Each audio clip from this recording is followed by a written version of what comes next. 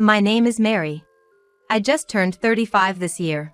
On a summer day filled with the sound of birdsong, I was called into the president's office. Boss, what can I do for you? The president, who is my mother, spoke curtly without turning her beautiful profile, seemingly bothered by the heat. I've decided to hand the company over to your sister. You're dismissed as of today. The summer sunshine was so blinding that I couldn't quite grasp the reality of what was being said. Huh? I guess my voice sounded pretty dumbfounded. My mother, now looking quite exasperated, turned her gaze towards me. Didn't you hear me? You're fired. We don't need ugliness around here. Be gone by the end of the month. With that, she turned her eyes to the documents on her desk, as if indicating our business was done.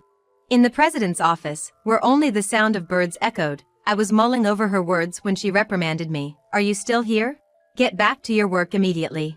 I stepped back mechanically like a puppet, said, "Excuse me," and left the office, closing the door behind me. Our company is just a small 2-story building, a demolition business with about 10 employees. The business is family-run, the president being my mother, with my aunt and her husband as the executive directors, and my mom's cousins as the managing directors. But it was clear that my mother had most of the power. Originally, after high school, I worked at an accounting firm. However, when I was 25, my mother told me they didn't have an accountant and asked, "Are you going to abandon your family in trouble? It's you who will be troubled in the end." She pretty much forced me to join our company. Furthermore, the duties assigned to me were not limited to accounting. My mother shoved all the paperwork and miscellaneous tasks onto me. Whenever there was a shortage of hands, I was even sent out for sales. In short, I was the company's jack of all trades.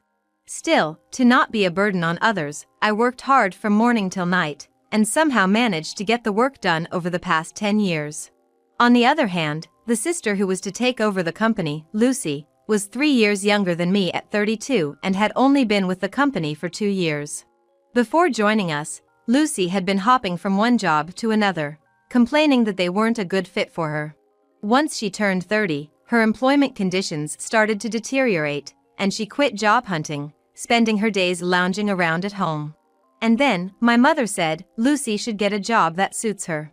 And she hired Lucy to join our company as an executive director. I've been with the company for 10 years, but I'm still a regular employee. Everyone was surprised at the difference in treatment between us sisters, but I figured as much. That's because my mother has always favored my sister. Ever since we were kids, she would give beautiful Lucy any clothes, any toys she wanted, and would fuss over her saying, "Lucy, you're so cute. This looks so good on you, Lucy." On the other hand, as I wasn't as cute as Lucy, she would give me hand-me-down toys and clothes from my cousins or kids from the neighborhood, saying, "This is good enough for you." I didn't really understand why I was being treated this way when I was a child. I just worked hard at studying and helping around the house, trying to gain my mother's attention. But even then, my mother barely paid me any mind, and when I handed her my straight-A report, she would just glance at it. I even considered plastic surgery at one point, thinking that if I wasn't pretty, I wouldn't get any affection. It was my aunt who, upon seeing me in such a state, explained why my mother ignored me so much when I was in high school. I was told my father had died, but in reality, the year Lucy was born, my father ran off with a woman from his workplace. This woman was older than my mother and supposedly less attractive. And that woman, apparently, had an aura similar to mine. My aunt, who happens to be my mother's younger sister, casually commented, "Your mom is a proud woman." I bet she couldn't bear the thought of losing her husband to an older woman less attractive than herself. As she spoke, there was a distinct air of satisfaction, as though she took delight in my mother's predicament. By the way, my aunt's appearance wasn't particularly remarkable, leaning more towards my side of the family. Well, she could be a handful, but she was good at her job. Mostly used her charm to get ahead, though, she continued. My mother took over the family business at the age of 32 when my father left her. She significantly used her striking beauty to attract and retain numerous clients, which significantly boosted the business performance.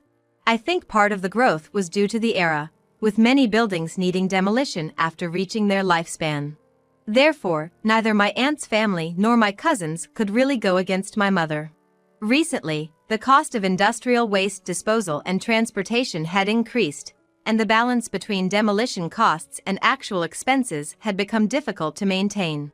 Not only our company, but the entire industry was underperforming. Honestly, it was a struggle to even pay the employees every month. During these challenging times, my younger sister joined the company as an executive director. I wondered how she would manage to pay her salary, but my mother bluntly said, "We'll cut your salary to pay hers. We're family, that's natural, isn't it? Even if you cut my salary, it's still not enough to pay her a salary fitting an executive director." I made a reasonable argument. However, as always, Mom was relentless, saying, "It's your job to figure that out. Just make it work." Tentatively, I suggested, "Shouldn't Lucy start as a regular employee?" My mother gave me a fierce glare and rebuked, "Who do you think you're talking to? This isn't something for someone like you to interfere with." At that time, we were all living under the same roof. Lucy didn't contribute a dime to the household, whereas I put $1,500 into the household every month.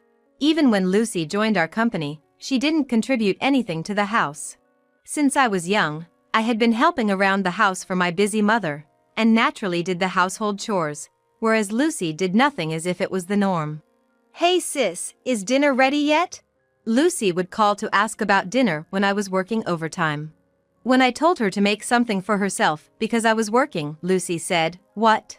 I don't know what to make. The kitchen is your sanctuary, right? I don't want to get scolded for using it without permission. You got mad at me for that before." She never attempted to cook, using that past incident as an excuse. Lucy never cleaned up after herself and never put things back where they belonged. She was still holding a grudge for the time I scolded her for that. Rather, she was just using that as an excuse to not do anything. I often had to reluctantly come home to prepare dinner, then head back to the office to continue working. My mother usually didn't cook dinner either. Even when I prepared meals, she often just ate out, choosing whatever she felt like eating. However, lately, as my mother frequently went out for business meals with Lucy, I had less need to cook dinner.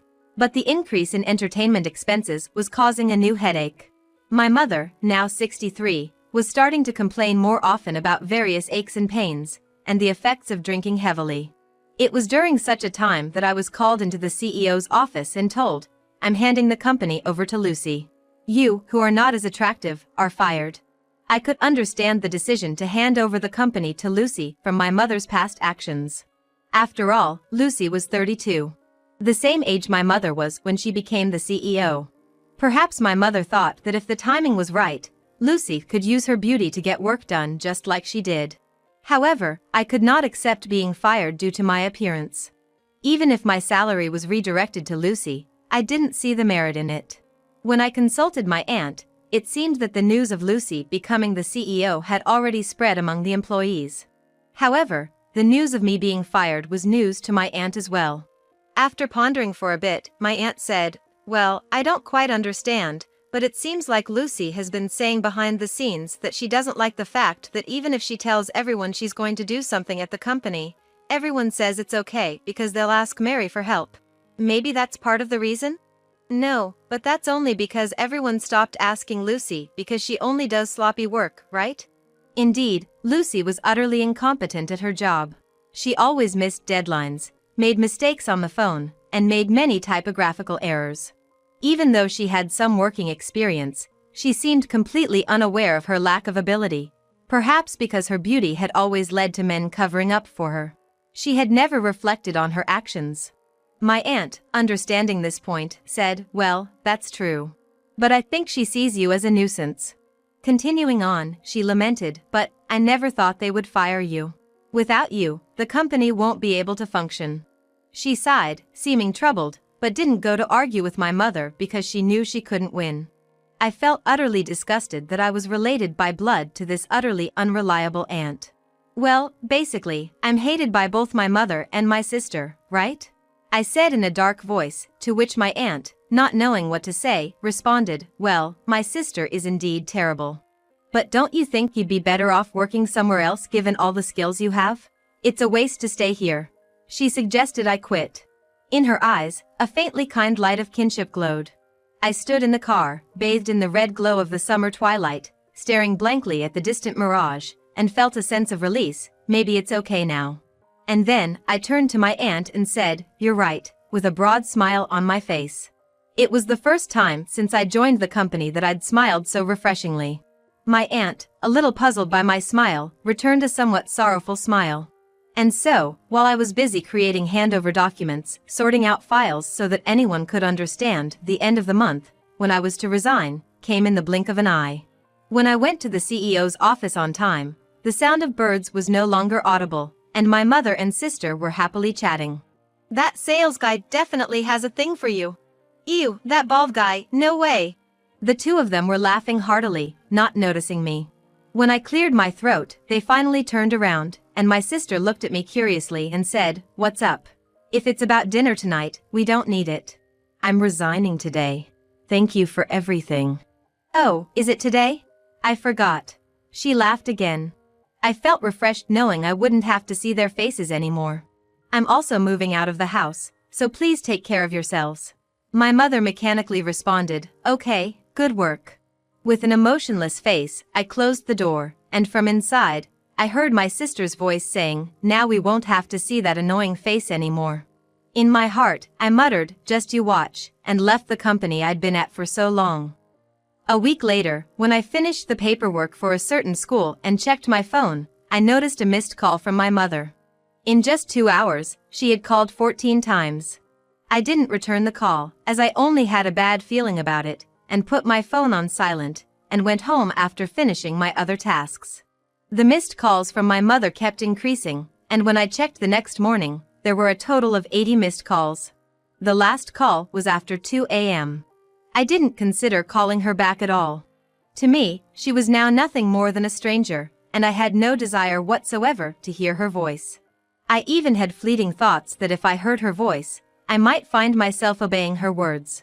After all, I had been under her control for 35 long years. I ignored her phone calls with all my might, aiming to break free from her spell. I could have blocked her calls, but I thought if something happened, they might serve as evidence of her actions, so I allowed the calls to come through. For a while, I was receiving nearly 100 calls daily. At first, I hated even looking at the incoming calls, but gradually as I got used to it, I felt a sense of satisfaction imagining my mother's face struggling with each unanswered call. I finally realized just how terribly she had treated me. A year passed by in this manner. By then, the calls from my mother had ceased, and I was in a state where I had no clue what was happening with her. Throughout this year, I worked part-time while attending an online school for tax professionals, and successfully passed the exams. I have recently secured a job at a leading tax consultancy firm. I had practical experience to begin with, and having done various tasks at my mother's company gave me the ability to see the bigger picture, which proved to be a great asset in my new company. I felt thankful for the hard work I had put in at the company over the past decade, especially at this moment. The people at my workplace are all wonderful and we work together to get the job done. It's such a huge contrast from when I was left to figure everything out on my own, pushed around by my mother and sister, silently researching on my own, and working alone until the middle of the night. One day, while I was leading a fulfilling life, I had to visit a client near my mother's company. As I passed by her company, I noticed the windows and entrance were conspicuously dirty, and I could see the indoor plants that I had cared for, now withered. And then, on my way back, I ran into my mother who was just coming out of her company. As soon as she saw me, she shouted "Ah!" and came running towards me. Expecting her to berate me, I instinctively covered my face with my bag, but to my surprise, my mother approached me in a sweet, cajoling tone, saying, "Where have you been, Mary?" I felt an uncomfortable shiver run down my spine and instinctively shrank back. "I've called you so many times, you know? Did you change your smartphone?" It seems she hadn't even considered the possibility that I might not want to contact her because I despised her. I couldn't help but wonder about her thought process, given all the things she had done to me. Ignoring my baffled expression, she went on, "Oh, but it's a good thing I saw you. Look at the state of this company. It's dreadful, isn't it? You can start working from tomorrow. I'm not angry, you know." "Huh? So, I forgive you for leaving a year ago. Please start coming to work from tomorrow." It took me a few seconds to comprehend what my mother had just said. In her mind, was there only an image of a little me, crying and adoring her? Mom, I'm already working at another company, and I'm happy there. At my hesitant response, her face contorted into something monstrous, and she bellowed, "What? You're telling me you're working somewhere else while our company is in trouble? I don't give a damn about other companies. You're mine, understand?" causing a scene in the middle of the street. Wait a minute. You're the one who fired me, remember? What about Lucy? What happened to her? In response, my mother snorted and dismissively said, "Oh, Lucy. I thought she'd be more useful.